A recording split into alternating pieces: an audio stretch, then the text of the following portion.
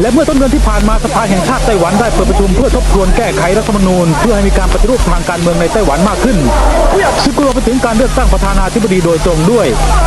เพียงแค่เปิดประชุมวันแรกก็เกิดเหตุความขัดแย้งเกี่ยวกับการนับองค์ประชุมจนทำให้สมาชิกจากพรรคฝ่ายค้านคือพรรคประชาธิปไตยก้าวหน้า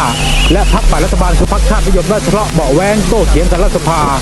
บางรายถึงกับผลักอกชกต่อยกันและพาล้มโต๊ะเก้าอี้ในสภาด้วย